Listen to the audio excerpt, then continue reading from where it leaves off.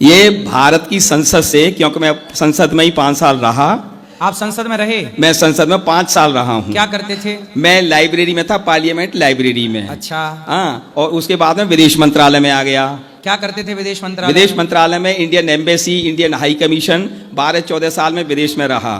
3 साल Indian high commission London में रहा और 6.5 साल नेपाल में रहा इंडियन एम्बेसी में। तो आप सरकारी कार्यकर्ता हो? मैं डिप्लोमेट के स्टेटस से, अंडर सेक्रेटरी के स्टेटस से, रेड पासपोर्ट वाला, अब रिटायर्ड ऑफिसर हूँ। और चंद्रोदय मंदिर में रहता हूँ, कृष्ण भूमि में। और अभी ये नई कॉपी जो है भारत के संविधान की, ये नया संविधान है?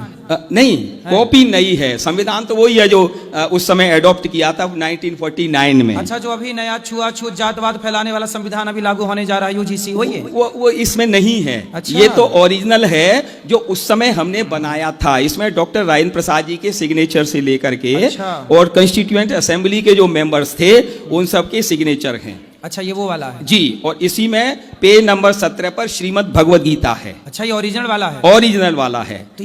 तो वहां से जो ओरिजिनल प्रति थी वही तो नहीं लेके आ गए? ओरिजिनल नहीं, वो जो है नहीं, जो वो तो 20-25 किलो का है, जो कि लोहे के बक्से में मैंने खुद देखा है। अच्छा। हाँ, और वो उसी को दिखाया जाता है। जैसे पुतिन साहब आ गए, हाँ, तो उसकी परमिशन भी लोकसभा स्पीकर देते हैं। मेरे टाइम में बलराम जाखड़ थे और सेक्रेटरी जनरल थे सुभाष कश्यप, तो उनकी परमिशन से ही चाबी लेकर के तब उनको दिखाया जाता है। मेरे समय में काले बक्से में हमारी लाइब्रेरी के अंदर ही उस संविधान को, बड़े वाले को, जो हाथ से लिखा हुआ है, और ये उसके छोटे रूप हैं। लाइए लाइए, स्वागत है आपका।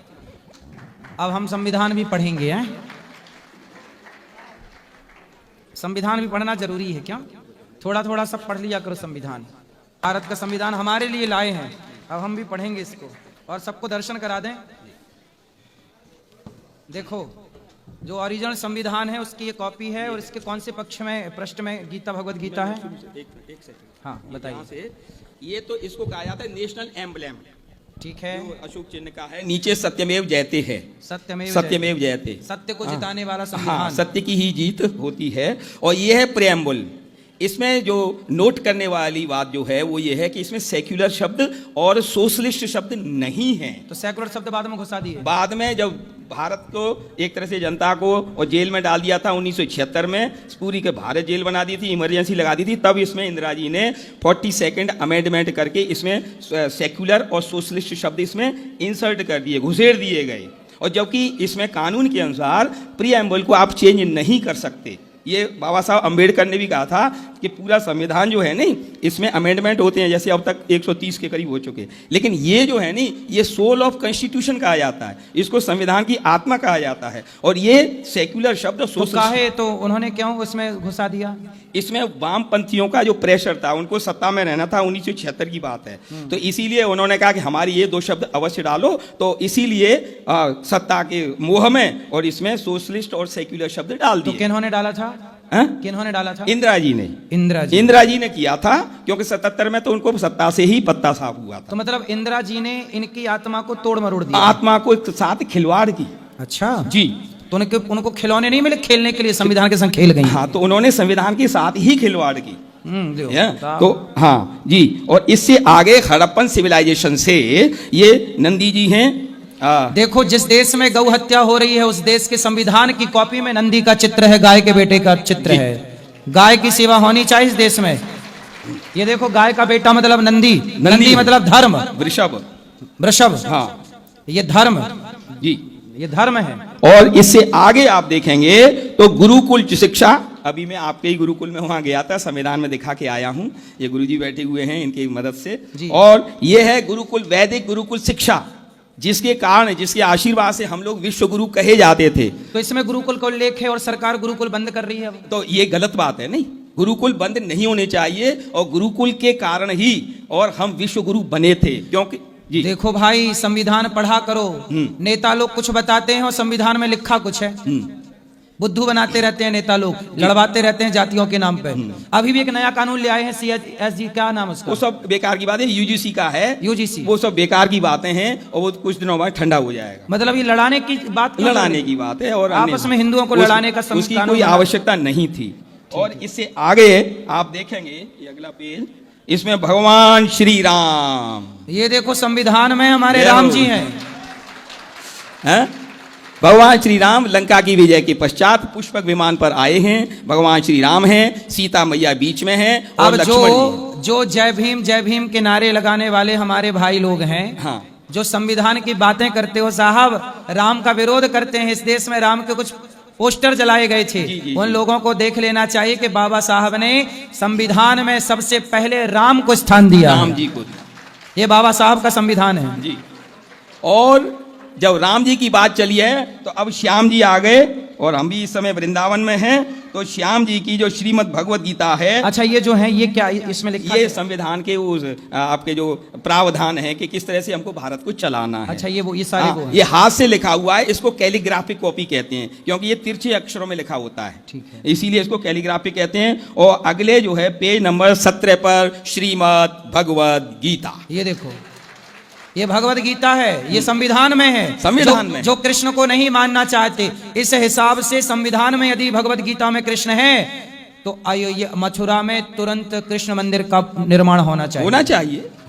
और जो अतिक्रमण कर रखा है हमारे जन्मभूमि में, कृष्ण जन्मभूमि में, ये देखो संविधान में जब श्री कृष्ण का स्थान है तो फिर क्यों नहीं हमारे देश में भगवान कृष्ण की भूमि मुक्त हो। और यही एकमात्र धर्म ग्रंथ है भगवत गीता जो कि संविधान में है, और कोई भी धर्म ग्रंथ ऐसा नहीं है। इसलिए संविधान को मानने वालों को लोग मेरे से पूछते हैं, पत्रकार लोग, कि आप गीता को मानते हैं कि संविधान को? मैं कहता हूं गीता को। और देखो वो गीता पहले संविधान में पहले गीता है, पहले गीता है। ये मूर्ख लोग पता नहीं क्यों नहीं पढ़ते। और गीता में 22 बार भारत शब्द है। हाँ है, भारत शब्द यदा यदा धर्म से ग्लानिर्भवति भारत, तो भारत 22 बार आया है छोटी सी गीता में। बिल्कुल, बिल्कुल। हाँ, तो ये प्रभु जी ये है, और इससे आगे और भी चित्र हैं, इसमें टोटल 22 इलस्ट्रेशंस हैं। अब अगर समय की बात देखी जाए, हाँ, तो इसमें अभी आपने कहा था नहीं बुद्ध जी वाला, तो ये देखिए महात्मा बुद्ध का भी ये दिया हुआ है, जिनको की ज्ञान प्राप्ति हुई थी। महात्मा बुद्ध भगवान जो हमारे सनातन में भगवान के 24 अवतार हुए, उन 24 अवतारों में एक अवतार बुद्ध अवतार है, उनका भी चित्र इसमें। हाँ, और इससे आगे भगवान महावीर जो है, जो कि 24 अवतारों में ही है। अब ये कितने पेज के बाद है ये मुझे देखना पड़ेगा, और बड़ा अच्छा है, रंगीन है, और भगवान महावीर का चित्र है आगे। अच्छा, ये संविधान लिखने वाले कितने लोग थे? हाँ, संविधान लिखने वाले एक ही थे, उनका नाम था प्रेम बिहारी नारायण रायजादा। जैसे कुलश्रेष्ठ होते हैं, तो उसी वजह से जब नेहरू जी ने इनसे कहा लिखने के लिए, तो उन्होंने कहा मुझे पैसे नहीं चाहिए, मेरा हर एक पेज पर नाम होना चाहिए। इसलिए हर एक पेज पर, लगभग हर एक पेज पर ही वो प्रेम शब्द लिखा हुआ है प्रभु जी। यहाँ पर नीचे लिखा हुआ है अंग्रेजी में, जैसे ये लिखा हुआ नहीं, प्रेम, ये लिखा प्रेम। तो प्रेम कौन थे? प्रेम नारायण बिहारी, ये कैलीग्राफी जो तिरछी राइटिंग है नहीं, हाँ, इसके विशेषज्ञ थे। अच्छा, फिर बाबा साहब अम्बेडकर, भीमराव अम्बेडकर जी वो तो आपके कंस्टिट्यूएंट असेंबली के, कंस्टिट्यूएंट जो कमेटी थी उसके एक जो है कमेटी के सिर्फ चेयरमैन थे, न कि सब कुछ। अच्छा, उन्होंने लिखा नहीं है संविधान? ना, सवाल ही नहीं है, ऐसा नहीं है, ये तो हाथ से लिखा हुआ कैलीग्राफिक कॉपी है। सब लोग तो कहते हैं बाबा साहब ने संविधान लिखा, तो ये इसीलिए तो प्रभु जी मैं आपकी शरण में आया हूं कि ये भ्रांति जो है दूर होनी चाहिए, इसीलिए तो कॉपी में दिखा रहा हूं। हाँ, तो इसमें भगवान महावीर बड़ी दूर चले गए। हाँ, जो भी है, अब काफी पेज हो गए, और हर एक पेज की डिजाइन अलग है। डिजाइन नंदलाल बोस जी ने की, साथ ही लिखना। हाँ, ये तो अलग आते हैं, ये भी अलग है।